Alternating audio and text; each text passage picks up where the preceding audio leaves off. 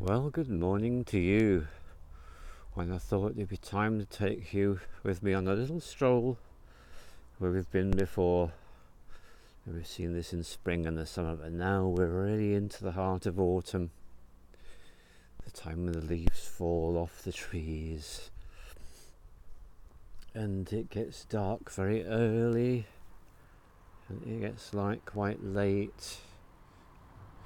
And I'm just giving myself the supreme pleasure of just having taken my shoes off, and I'm now walking on the dew-laden grass.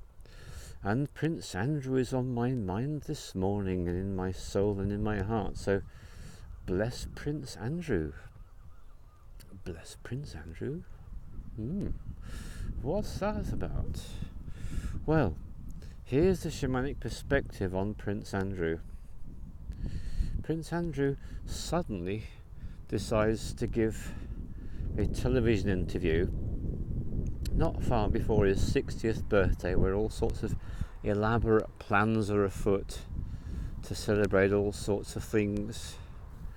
And in this interview, it is quite unmistakable, because here is a person choosing to fall apart in front of the cameras, and by the very evasions and untruths, revealing the truths as plain as a nose on my face and on your face.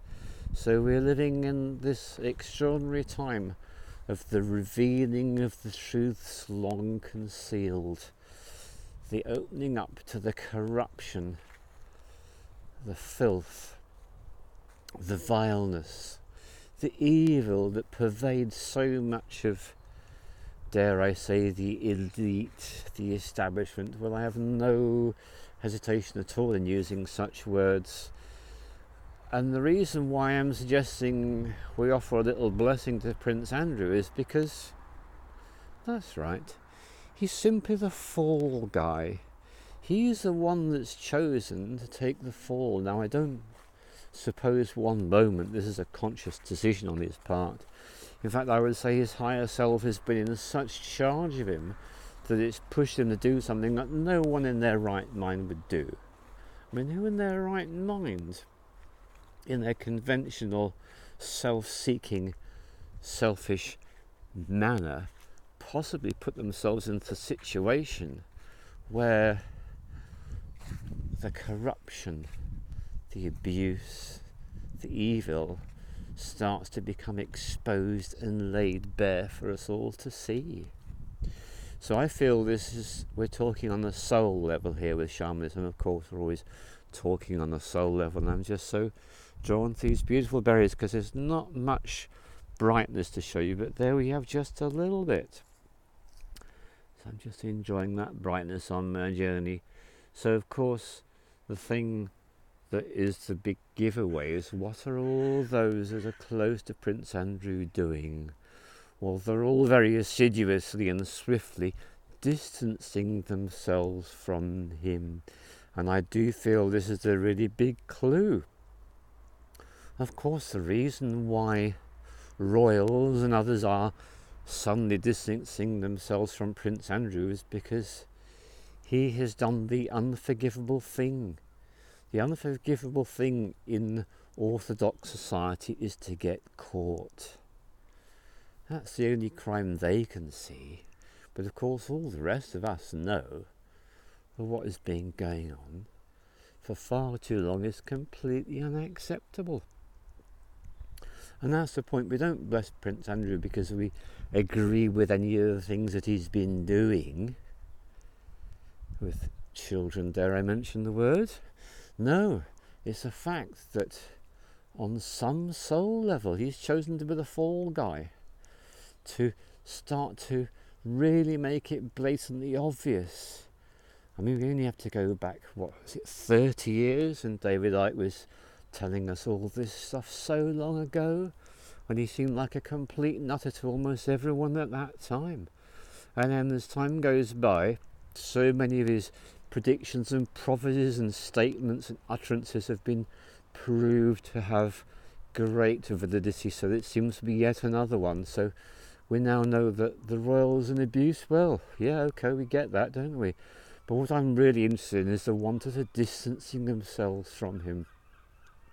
And I reckon that's why I would send him a blessing, because at some level there was the courage to open up this ghastly subject for us all to consider, and for us to realise the kinds of things that has been going on, the corruption, the decay, the nastiness, the evil. Now evil is very interesting, because you look at the word evil, it's the opposite of the word live. That's right, the spelling, E-V-I-L-L-I-V-E. It's anti-life, that's what evil is. And you've only got to watch any programme, any film, especially if it's for children, to make it even more obvious for children. There's always an evil character that's anti-life. And so the establishment that has been allowing the perpetuation of these crimes against children for so many millennia, it's all part of the evil. And the thing is, the evil ones may appear to get away with this in the short term, but in the long term, of course, they never do. And we are finally reaching that time when all those who've experienced such horrors can just feel a sense of, finally, the chickens are coming home to roost. So here's the fall guy. He's the one that literally opens up the mass consciousness to the awareness of this stuff going on. It has to stop.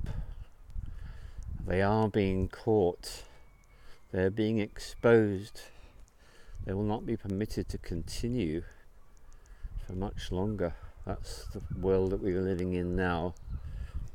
The days when such things were going on completely in disguise and with total impunity, those days are numbered.